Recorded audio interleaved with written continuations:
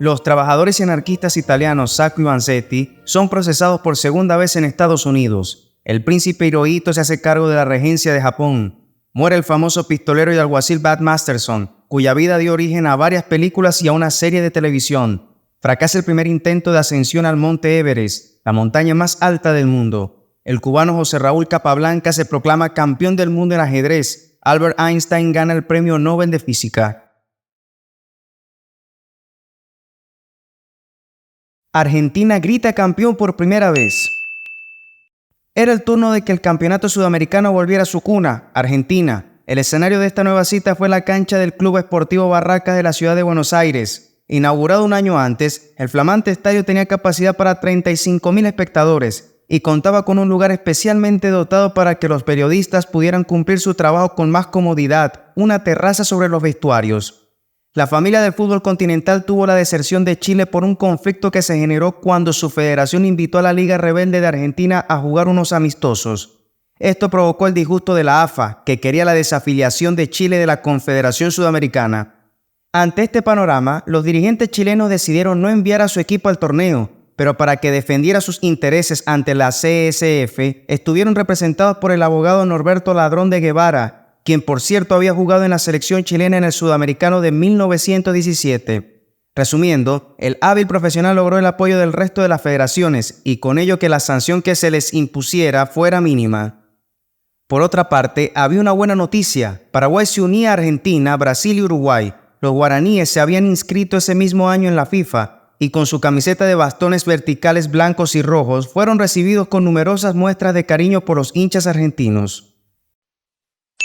El torneo abrió sus fuegos el día 2 de octubre cuando el público local recibió entre aplausos y vítores no solo a los jugadores de su selección que entraron al campo con banderitas brasileñas, sino al combinado del vecino país que respondió con hurras el gesto de sus pares albicelestes. Los dos equipos se presentaban sin alguna de sus mejores figuras. Argentina porque seguía enfrentando un conflicto entre la AFA y varios de los principales equipos del país que habían formado la Asociación Amateurs de Fútbol, que si bien no era reconocida por la CSF, era mucho más atractiva para el público.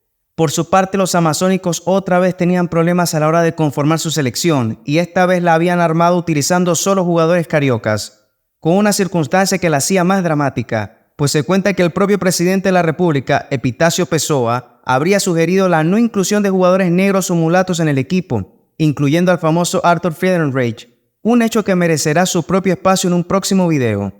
Volviendo al fútbol, muy pronto se produjo una acción que sería clave en el desarrollo del partido cuando tras un choque con el gaucho Celi, se lesionó su delantero Nonó, quien a partir de allí solo caminaría a la cancha. A pesar de esto, los albicelestes solo pudieron ganar por la mínima diferencia en un match donde los brasileños hicieron méritos para alcanzar al menos el empate.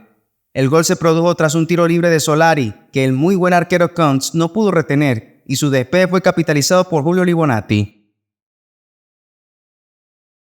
Una semana después se producía el debut de Paraguay en el torneo, y lo haría nada menos que contra el tricampeón Uruguay.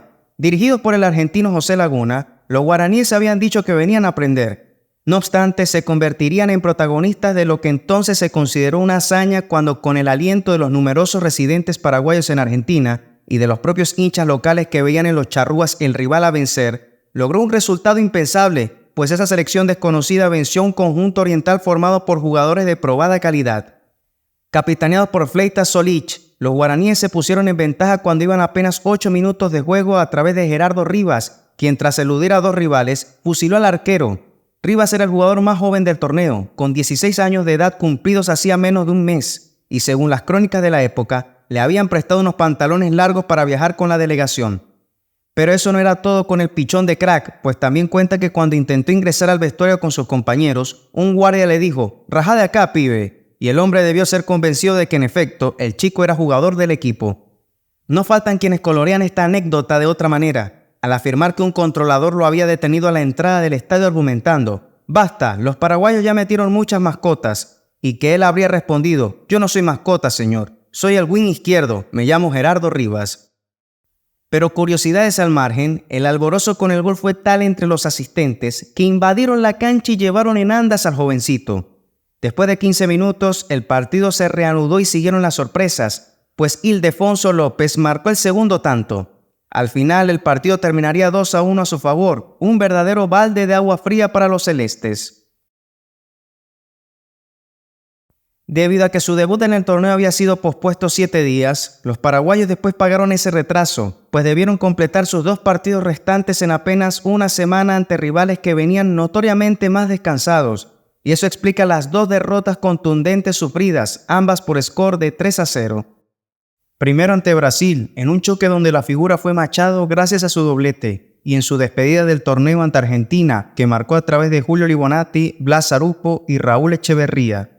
No obstante, estas caídas no menoscabaron en nada la buena impresión que dejaron los guaraníes, que habían logrado en su estreno en la Copa ganarle nada menos que Uruguay, que dicho sea de paso, con la sangre en el ojo por su inesperada caída, salió con todo contra Brasil y en solo 8 minutos Ángel Romano logró su doblete. Los brasileños solo pudieron descontar en el complemento con el tanto de Cecé Primeiro. En la última fecha otra vez Argentina y Uruguay se enfrentaban en la definición del título, y la expectativa era tan grande que 3 horas antes del juego ya la concurrencia sobrepasaba la capacidad del estadio y se cree que había 40.000 almas en sus tribunas. Cerca del inicio, refiere Carlos Aira, algunos hinchas se subieron a los postes de luz y telégrafo y se supo de uno que desde las alturas le narró las incidencias del partido a más de 100 personas. A diferencia de 1916, esta vez el empate les daba el campeonato a los albicelestes. Pero lejos de conformarse con la igualdad, tras un vibrante partido, la escuadra local, que tenía en su plantilla varios jugadores del interior del país, lograba vencer a Uruguay gracias al gol marcado por el rosarino Julio Libonati, después de una gran jugada personal. Como ya se había hecho costumbre, la conquista fue celebrada con la invasión del terreno y la consiguiente suspensión del match por varios minutos. Tras la reanudación, cerca del final Américo Tesoriere les ahogó el grito de gol a los uruguayos. Cuando el brasileño Pedro Santos finalizó el partido, la multitud invadió el campo de juego y levantó en andas y aclamó a los flamantes campeones. Algo entendible. Lo que es más complicado de imaginar es que también los uruguayos merecieron ese reconocimiento. Y aún más difícil todavía, dar crédito a lo que publicó el gráfico cuando se refirió a la actuación del árbitro. La revista argentina escribió: Pedro Santos, el referee brasileño, se desempeñó magistralmente, mereciendo su actuación inmejorable el aplauso unánime. Al final fue llevado en andas. Por otra parte, refiere el escritor Osvaldo Bayer, en su libro Fútbol Argentino, que con el pitazo final la gente invadió el terreno gritando que llevaran a Libonati al Teatro Colón. Bayer describe lo vivido de la siguiente manera: así es llevado el héroe desde el estadio de Sportivo Barracas hacia el centro. Pero a mitad del camino hay algunos a quienes el Colón les parece insuficiente y gritan: ¡a la Rosada, a Plaza de Mayo! Y allá va la muchedumbre con el gladiador triunfante en hombros, a quien quieren consagrar César. Tal como había ocurrido en el Sudamericano de 1917, un guardameta se había mantenido imbatido, el argentino Américo Tesoriere. Y entre los valores del campeón también destacaron Pedro Calomino y quien terminó como goleador con 3 anotaciones, Julio Libonati. Julio Libonati se inició en las filas de Rosario Central, pero explotó su capacidad de jugador polivalente cuando pasó a Newell's Old Boys. Su debut con la selección argentina fue en 1919. Pero su momento de gloria lo vivió cuando convirtió goles en los 3 partidos que le dieron el título a su selección. En 1925 se convertiría en el primer jugador sudamericano en ser traspasado a Italia, donde jugó con el Torino. Allí participó 9 temporadas, anotando 164 goles en 284 partidos, cifras que lo convierten en el segundo máximo realizador de la historia del club.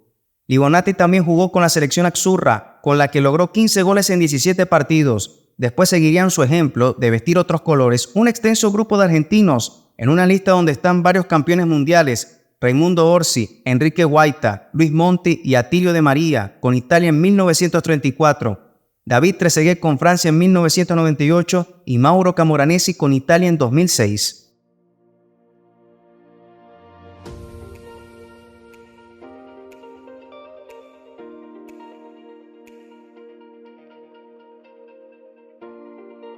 Suscríbete y disfruta de nuestras historias.